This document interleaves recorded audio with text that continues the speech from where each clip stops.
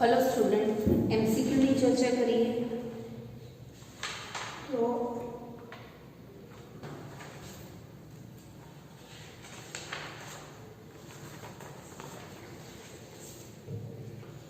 હવે સમૂહ 2 ના જે તત્વો છે એના રિલેટેડ એમસીક્યુ છે। તો સમૂહ 2 ના તત્વોમાં પરમાણુ ક્રમાંક 20 ધરાવતું તત્વ એ કયા પરમાણુ ક્રમાંક ધરાવતા તત્વ સાથે જોડાવાની પ્રબળ વૃત્તિ ધરાવે છે? તો પહેલા તો સમૂહ 2 ના તત્વો જોઈએ આપણે। તો સમૂહ 2 માં આવશે બેરિયમ, મેગ્નેશિયમ, કેલ્શિયમ, સ્ટ્રોન્શિયમ અને બેરિયમ।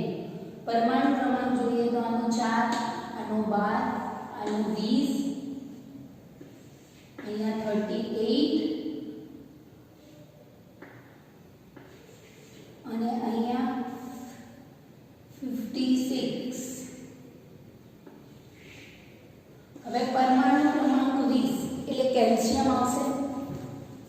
હવે એ કયા તત્વ સાથે જોડાવાની પ્રબળ વૃત્તિ ધરાવે? તો પરમાણુ ક્રમાંક 11 તો કોનું થશે?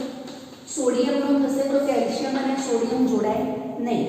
પરમાણુ ક્રમાંક 14 ની વાત કરીએ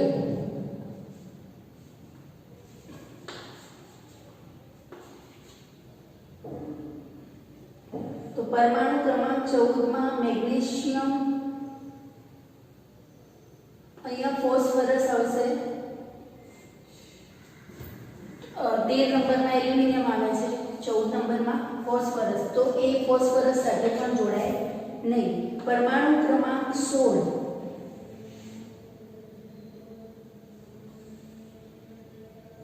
પરમાણુ ક્રમાંક 16 એટલે સલ્ફર આવશે। તો કેલ્શિયમ છે સલ્ફર સાથે જોડાઈ શકે અને પરમાણુ ક્રમાંક 10 એટલે નિયોન આવે। તો નિયોન સાથે પણ એ બંધ બનાવે નહીં। તો પરમાણુ ક્રમાંક 20 ધરાવતું તત્વ એ પરમાણુ ક્રમાંક ધરાવતા તત્વ સાથે જોડાવાની પ્રબળ વૃત્તિ ધરાવે તો એ સલ્ફર સાથે જોડાવાની પ્રબળ વૃત્તિ ધરાવશે। તો ઓપ્શન સી છે એ તમારો આન્સર થશે। એના પછી છે બેરિયમ ઓક્સાઇડ, સ્ટ્રોન્શિયમ ઓક્સાઇડ અને કેલ્શિયમ ઓક્સાઇડની પાણીમાં દ્રાવ્યતાનો ઉતરતો ક્રમ। હવે પાણીમાં દ્રાવ્યતાનો ઉતરતો ક્રમ તમને કીધું છે કે સૌથી સમૂહમાં ઉપરથી નીચેની તરફ જઈએ છીએ આપણે, સમૂહમાં ઉપરથી નીચેની તરફ જઈએ એમ એના જે ઓક્સાઇડ છે એ કેવા થતા જાય? સ્થાયી થતા જતા હોય છે। તો હવે અહીંયા આપણને આપે છે બેરિયમના ઓક્સાઇડ, સ્ટ્રોન્શિયમના ઓક્સાઇડ અને કેલ્શિયમના ઓક્સાઇડ। સૌથી સ્થાયી ઓક્સાઇડ કોના ઓક્સાઇડ છે? બેરિયમના। બેરિયમ પછી સ્ટ્રોન્શિયમના ઓક્સાઇડ અને સૌથી ઓછા સ્ટેબલ હશે કેલ્શિયમના ઓક્સાઇડ। કારણ કે ઉપરથી નીચેની તરફ જઈએ છીએ એમ ઓક્સાઇડની જે સ્ટેબિલિટી છે, જે સ્થાયીતા છે વધતી જતી હોય છે। તો સૌથી વધુ સ્થાયી કોણ છે? બેરિયમના ઓક્સાઇડ, પછી સ્ટ્રોન્શિયમના ઓક્સાઇડ અને પછી કેલ્શિયમના ઓક્સાઇડ। એના પછી છે નીચેના પૈકી કયો હાઇડ્રોક્સાઇડ ઉભય ગુણધર્મી છે? હવે આપણને ખબર છે કે બેરિયમ હાઇડ્રોક્સાઇડ છે એ એસિડ સાથે પણ પ્રક્રિયા આપે છે અને બેરિયમનો હાઇડ્રોક્સાઇડ છે એ બેઝ સાથે પણ પ્રક્રિયા આપણને આપે છે। તો બેરિયમ હાઇડ્રોક્સાઇડ છે એ કેવો છે? ઉભય ગુણધર્મી છે કે એસિડ સાથે બેઝ તરીકે વર્તે છે અને બેઝ સાથે એસિડ તરીકે વર્તે છે। તો ઓપ્શન નંબર એ છે બેરિયમ હાઇડ્રોક્સાઇડ એ સાચો આન્સર છે। એના પછી છે નીચેના પૈકી ખાલી જગ્યા સૌથી પ્રબળ બેઝ છે। હવે સમૂહ 2 ના તત્વોના જે હાઇડ્રોક્સાઇડ છે એની બેઝિસિટી ઉપરથી નીચેની તરફ જઈએ છીએ એમ એ વધારે પડતા બેઝ થતા હોય છે। બેરિયમના હાઇડ્રોક્સાઇડ છે ઉભય ગુણધર્મી છે, આપણને ખબર છે। એલ્યુમિનિયમના હાઇડ્રોક્સાઇડ છે એ પણ ઉભય ગુણધર્મી છે। સિલિકોનના હાઇડ્રોક્સાઇડ છે એ એસિડિક છે અને મેગ્નેશિયમ હાઇડ્રોક્સાઇડ છે વધારે પડતા બેઝિક છે અને આમ ઉપરથી નીચે તરફ જઈએ એમ એના હાઇડ્રોક્સાઇડ છે વધારે બેઝ બનતા હોય છે. તો ઓપ્શન નંબર બી છે મેગ્નેશિયમ હાઇડ્રોક્સાઇડ એ સાચો આન્સર થશે. એટલે ઓપ્શન બી સાચો છે. એના પછી છે કે ઓક્સાઇડની બેઝિક લાક્ષણિકતાનો સાચો ઉતરતો ક્રમ આપો. હવે જનરલી છે ને એ નોન મેટલ હોય એટલે કે અધાતુ જે તત્વ છે અધાતુ તત્વના ઓક્સાઇડ છે એસિડિક હોય. આપણે આગળના સ્ટાન્ડર્ડમાં ભણ્યા છે અધાતુ તત્વના ઓક્સાઇડ છે એસિડિક છે. ધાતુ તત્વના જે ઓક્સાઇડ છે એ બેઝિક છે. ધાતુ તત્વના ઓક્સાઇડ છે બેઝિક હોય છે. તો અહીંયા બેઝિકતાનો ઉતરતો ક્રમ આપણને કીધો છે. તો સમૂહમાં આમ જઈએ ત્યારે શું થાય કે અધાતુ ગુણ છે એ વધે છે. આવર્ત કોષ્ટકમાં ડાબીથી જમણી બાજુ જઈએ ત્યારે અધાતુપણાનો ગુણધર્મ છે એ વધતો જાય છે. એટલે કે આ બાજુ આગળ બધા ધાતુ તત્વો છે તો ધાતુ તત્વના ઓક્સાઇડ છે એ બેઝિક હશે. તો અહીંયા આપણને ઓક્સાઇડ આપેલા છે મેગ્નેશિયમના ઓક્સાઇડ, એના પછી છે એલ્યુમિનિયમના ઓક્સાઇડ આપેલા છે, એના પછી છે સલ્ફરના ઓક્સાઇડ અને પછી છે ક્લોરીનના ઓક્સાઇડ. તો આ ઓક્સાઇડની વાત કરીએ તો મેગ્નેશિયમ છે એ ધાતુ તત્વ, મેગ્નેશિયમમાં ધાતુત્વપણાનો ગુણધર્મ કેવો છે વધારે છે. શેની કમ્પેરિઝનમાં? એલ્યુમિનિયમની કમ્પેરિઝનમાં. તો મેગ્નેશિયમના ઓક્સાઇડ છે એ વધારે બેઝિક છે. એના પછી એલ્યુમિનિયમના ઓક્સાઇડ. હવે સલ્ફર અને ક્લોરીન છે એ બંને કેવા છે? અધાતુ તત્વો છે. તો અધાતુ તત્વમાં સલ્ફર છે એનો ધાતુપણાનો ગુણધર્મ ઓછો છે એટલે એના જે ઓક્સાઇડ છે એ એસિડિક હશે અને પછી ક્લોરીનના જે ઓક્સાઇડ છે એ વધારે પડતા એસિડિક હશે. તો આપણો આન્સર થશે આ પ્રમાણે. તો ઓપ્શન આપેલો છે આપણને ઓપ્શન બી આપેલો છે કે મેગ્નેશિયમના ઓક્સાઇડ વધારે બેઝિક, એના કરતાં એલ્યુમિનિયમના ઓછા બેઝિક, એના પછી SO3 ના એસિડિક અને ક્લોરીનના છે એ વધારે પડતા એસિડિક છે. એટલે ઓપ્શન બી છે એ આપણો સાચો થશે. પછી છે ઓક્સાઇડની એસિડિક લાક્ષણિકતાનો સાચો ઉતરતો ક્રમ દર્શાવો. હવે અહીંયા આપણને ઓક્સાઇડ જે આપેલા છે એ ઓક્સાઇડ કયા છે? હમણાં કીધું એમ કે અધાતુના જે ઓક્સાઇડ છે એ કેવા છે? એસિડિક છે. અને ધાતુના જે ઓક્સાઇડ છે એ કેવા છે? બેઝિક છે. આ બધું નોટ ડાઉન રાખજો કે અધાતુના ઓક્સાઇડ એસિડિક, ધાતુના ઓક્સાઇડ બેઝિક,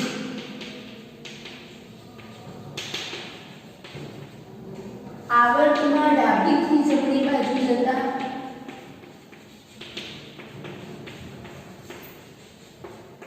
અધાતુ ગુણ વધે. હવે અહીંયા આપણને આપેલા છે નાઇટ્રોજનના ઓક્સાઇડ આપેલા છે, પછી કાર્બનના ઓક્સાઇડ આપેલા છે, પછી બોરોનના ઓક્સાઇડ આપેલા છે, પછી બેરિલિયમના ઓક્સાઇડ આપેલા છે અને લિથિયમના ઓક્સાઇડ આપેલા છે. હવે પ્રશ્ન આપણને એવો પૂછ્યો છે કે એસિડિકતાનો ઉતરતો ક્રમ એટલે સૌથી વધારે એસિડિક કોણ હશે? તો આપણે શીખી ગયા કે અધાતુના ઓક્સાઇડો એ એસિડિક છે. આ અધાતુ છે, આ પણ અધાતુ તત્વ છે, આ પણ અધાતુ તત્વ છે, આ બંને ધાતુ તત્વ છે. એટલે આના ઓક્સાઇડ છે એ બેઝિક હશે. પણ આપણે એવું કીધું કે આમ આવર્તમાં ડાબીથી જમણી તરફ જઈએ તો અધાતુ ગુણ વધે. તો નાઇટ્રોજન છે એ પહેલા આવે એટલે નાઇટ્રોજનના ઓક્સાઇડ છે એ વધારે એસિડિક થશે. એના પછી કાર્બન આવશે એટલે કાર્બનના એના કરતાં ઓછા એસિડિક, કાર્બન કરતાં બોરોનના ઓછા એસિડિક, બોરોન કરતાં બેરિલિયમના ઓછા એસિડિક અને સૌથી ઓછા એસિડિક એટલે કે બેઝિક ઓક્સાઇડ કોના હશે? લિથિયમના ઓક્સાઇડ હશે. તો આપણને એસિડિકતાનો ઉતરતો ક્રમ કીધો છે એટલે સૌથી વધુ એસિડિક આ છે. આ એના કરતાં ઓછા, આ એના કરતાં ઓછા, એના કરતાં ઓછા અને એના કરતાં ઓછા. તો ઓપ્શન નંબર બી છે એ આપણો રાઈટ છે. એના પછી છે નીચેના હાઇડ્રોક્સાઇડ માટે દ્રાવ્યતાનો ઉતરતો ક્રમ યોગ્ય રીતે દર્શાવો. હવે દ્રાવ્યતાનો ઉતરતો ક્રમ કીધો છે. સમૂહમાં ઉપરથી નીચેની તરફ જઈએ છીએ એમ હાઇડ્રોક્સાઇડની દ્રાવ્યતા છે એ વધે છે. એટલે સૌથી વધારે બેરિલિયમના હાઇડ્રોક્સાઇડ છે એ દ્રાવ્ય હશે. બેરિલિયમ કરતાં સ્ટ્રોન્સિયમના હાઇડ્રોક્સાઇડ છે ઓછા દ્રાવ્ય. સ્ટ્રોન્સિયમ કરતાં કેલ્શિયમના હાઇડ્રોક્સાઇડ છે ઓછા દ્રાવ્ય છે. અને કેલ્શિયમ કરતાં મેગ્નેશિયમના જે હાઇડ્રોક્સાઇડ છે એ ઓછા દ્રાવ્ય હશે. તો આપણે ઉતરતો ક્રમ કીધો છે તો સૌથી વધારે આ એનો ઉતરતો ક્રમ થઈ ગયો કે સૌથી વધારે દ્રાવ્યતા કોની છે? બેરિલિયમના હાઇડ્રોક્સાઇડ. મેં કીધું કે સમૂહમાં ઉપરથી નીચેની તરફ જઈએ છીએ એમ જે ધાતુ તત્વો છે એના હાઇડ્રોક્સાઇડની દ્રાવ્યતામાં વધારો થતો જોવા મળે છે. એટલે અહીંયા પોઈન્ટ એડ કરવો હોય તો હું શું કરી શકું કે સમૂહમાં ઉપરથી નીચેની તરફ જતા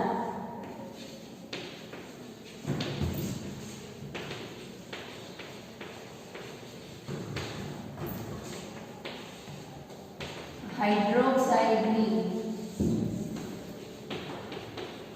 દ્રાવ્યતા વધે.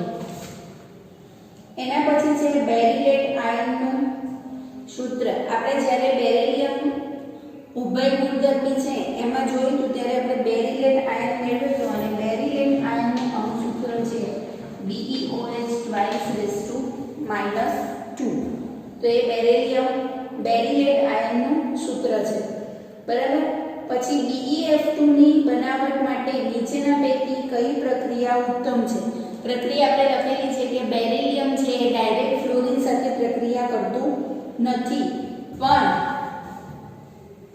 ફ્લોરિનયુક્ત સંયોજનો જે છે એમાંથી BeF2 છે એ આપણે અલગ પાડી શકીએ છે. તો પ્રક્રિયા આપણને આપેલી છે કે બેરિલિયમના જે ઓક્સાઇડ છે એની કાર્બન અને ફ્લોરિન સાથે પ્રક્રિયા કરવામાં આવે તો BeF2 બને તો ના. પછી બેરિલિયમ હાઇડ્રોક્સાઇડની હાઇડ્રોફ્લોરિક એસિડ સાથે પ્રક્રિયા કરીએ તો BeF2 બને છે ના. NH4 ટ્વાઇસ PeF4 ની જ્યારે પ્રક્રિયા કરવામાં આવે છે ત્યારે આપણને BeF2 અને NH4 ટ્વાઇસ F2 આપણને મળતું હોય છે. એટલે ઓપ્શન નંબર C છે એ આપણો સાચો છે. એના પછી છે કે BeCl2 ની બનાવટનું સમીકરણ ખાલી જગ્યા છે. BeCl2 બનાવવા માટે આપણે શીખી ગયા હતા કે બેરિલિયમના જે ઓક્સાઇડ છે એની કાર્બન અને ક્લોરીન વાયુ સાથે પ્રક્રિયા કરવામાં આવે છે. બેરિલિયમ ઓક્સાઇડની કાર્બન અને ક્લોરીન વાયુ સાથે પ્રક્રિયા કરવામાં આવે ત્યારે આપણને BeCl2 મળતો હોય છે. તો બેરિલિયમ ઓક્સાઇડની કાર્બન અને Cl2 સાથે પ્રક્રિયા થાય ત્યારે બેરિલિયમ ક્લોરાઇડ અને કાર્બન મોનોક્સાઇડ વાયુ છૂટો પડતો હોય છે. તો એવું સમીકરણ આપણને આપેલું છે ઓપ્શન બી માં કે 600 થી 800 કેલ્વિન તાપમાને અને પ્રતિવર્તી પ્રક્રિયા છે.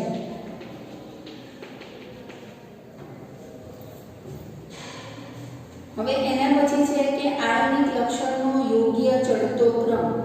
આપણને ખબર છે કે સમૂહમાં ઉપરથી નીચેની તરફ જઈએ છીએ આપણે ત્યારે આયનિક વાહકતા છે એ વધે છે. અને આપણને ખબર છે કે બેરિલિયમ છે એનું કદ નાનું છે એના કારણે એ સહસંયોજક બંધ બનાવવાની વૃત્તિ ધરાવે છે. જ્યારે જેમ જેમ નીચે જઈએ છીએ એમ આયન બંધ બનાવવાની વૃત્તિ છે એ વધતી જાય છે. તો ચડતો ક્રમ લખવાનો છે તો બેરિલિયમના ક્લોરાઇડ છે એ સહસંયોજક હશે. પછી એનાથી આગળ જઈએ તો મેગ્નેશિયમના ક્લોરાઇડ થોડા આયન મેગ્નેશિયમ કરતાં કેલ્શિયમના ક્લોરાઇડ છે વધારે આયન, કેલ્શિયમ કરતાં સ્ટ્રોન્સિયમના અને સ્ટ્રોન્સિયમ કરતાં બેરિયમના ક્લોરાઇડ છે એ વધારે આયનિક હશે. તો ઓપ્શન નંબર A છે એ આપણો સાચો છે કે BeCl2 સહસંયોજક બંધ, પછી આયનિક બંધ, એનાથી વધારે આયનિક, એનાથી વધારે આયનિક, એનાથી વધારે આયનિક, અથવા તો ધન આયન જેટલો મોટો હોય એટલો આયનિક બંધ છે મજબૂત બને એવું કહી શકીએ. પછી BeCl2 નું ડાયમર બંધારણ આપણે શીખી ગયા કે BeCl2 નું જે ડાયમર બંધારણ છે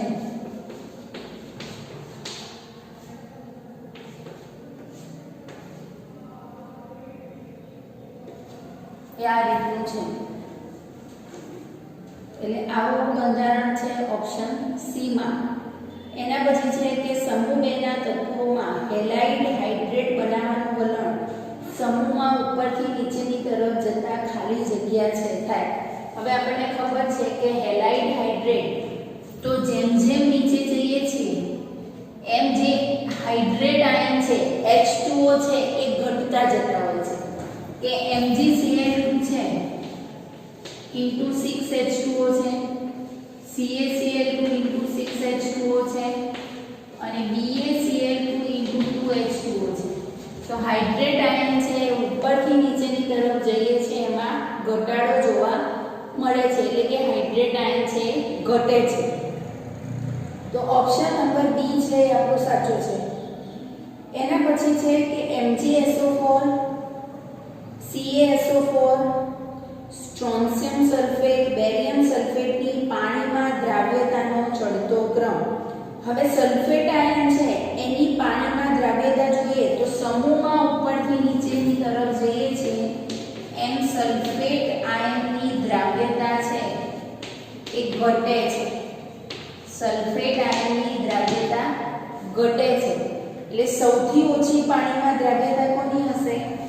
બેરિયમ સલ્ફેટની હશે. બેરિયમ સલ્ફેટ કરતાં સ્ટ્રોન્શિયમ સલ્ફેટની વધારે હશે. સ્ટ્રોન્શિયમ સલ્ફેટ કરતાં કેલ્શિયમ સલ્ફેટ અને કેલ્શિયમ સલ્ફેટ કરતાં MgSO4 છે વધારે દ્રાવ્ય થશે. સમૂહમાં ઉપરથી નીચેની તરફ જઈએ છીએ એમ દ્રાવ્યતા છે એ ઘટે છે એટલે એનો ચડતો ક્રમ કીધો છે. તો સૌથી ઓછા દ્રાવ્ય કોણ?